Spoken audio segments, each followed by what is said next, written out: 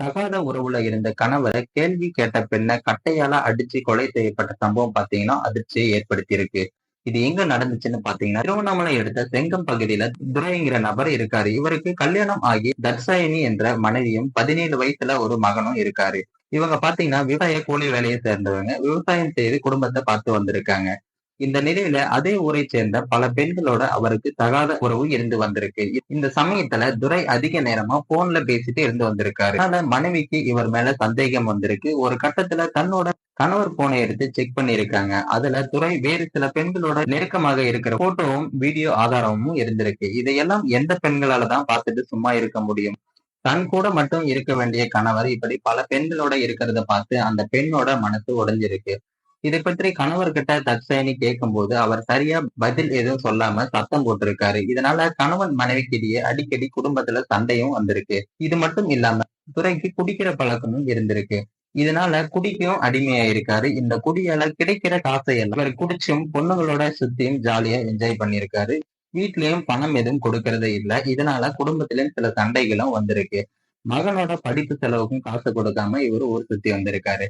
இதனால குடும்பம் நடத்த முடியாம மனைவி தர்ஷினி ரொம்பவே கஷ்டப்பட்டிருக்காங்க. இதனால எப்படியாவது நம்ம வேலைக்கு போகணும் அப்படின்ற ஒரு கட்டத்துக்கு மனைவி தள்ளப்பட்டிருக்காங்க. இதனால அருகில் இருந்த ஒரு தனியார் கம்பெனிக்கு கடந்த 7 மாதத்திற்கு முன்னாடில இருந்து இப்போ வரைக்கும் வேலைக்கு போயிட்டு இருந்திருக்காங்க. இதுல வர பணத்தை வச்சு மகனோட படிப்பு செலவையும் குடும்பம் நடத்த தேவையான செலவையும் இவங்க பார்த்து வந்திருக்காங்க. ஒரு நாள் பாத்தீங்கன்னா தர்ஷினி வேலை முடிஞ்சு வீட்டுக்கு வந்துட்டு இருந்திருக்காங்க. அப்போது துரை பாத்தீங்கன்னா வேற ஒரு பெண்ணோட இருக்கிறதும் பார்த்திருக்காங்க. இதனால கடும் அதிர்ச்சியில் இருந்திருக்காங்க. வலிவில நம்ம கணவர்கிட்ட கேட்டா தேவையில்லாம வெளியில சண்டை வரும். அதனால வீட்டுக்கு போய் எதா இருந்தாலும் கேட்டுக்கலாம்னு சொல்லிட்டு வீட்டுக்கு மனைவி அமைதியா வந்திருக்காங்க. வீட்டுக்கு வந்ததும் கணவன்கிட்ட மனைவி கேட்டிருக்காங்க இதை பத்தி. இதுக்கு கணவர் என்ன சொல்லியிருக்காருன்னா, நான் எப்படி வேணாலும் இருப்பேன், யார் கூட வேணாலும் சுத்துவேன், எங்க வேணாலும் போவேன், அதையெல்லாம் நீ கேட்க கூடாது அப்படின்னு மனைவியிடம் சொல்லியிருக்காங்க. என்னதான் இருந்தாலும் மனைவிக்கும் கோபம்ன்றது வரதானே செய்யும். இதனால மனைவியும் எதிர்த்து கேள்வி கேட்டிருக்காங்க. இதனால இருவருக்கும் பாத்தீங்கன்னா சண்டை ஏற்பட்டிருக்கு. இந்த சண்டை பாத்தீங்கன்னா கைகலப்பாகவும் மாறி இருக்கு. அந்த சண்டை அந்த இரவோட அப்படியே முடிஞ்சிச்சு. அடுத்த நாள் காலை பாத்தீங்கன்னா தர்ஷினி திரும்பவும் வேலைக்கு போறதுக்காக காலை நேரத்துல கிளம்பிட்டு இருந்திருக்காங்க. அந்த சமயத்துல நைட்டு நடந்த சண்டையை வச்சு காலையில சண்டை போட்டிருக்காரு அந்த நபர். திரும்ப சண்டை போடுறது மட்டும் இல்லாம மனைவியோட நடத்தை சரியில்லைன்னு கூறி அவரை ரொம்பவே அசிங்கமா திட்டியிருக்காரு.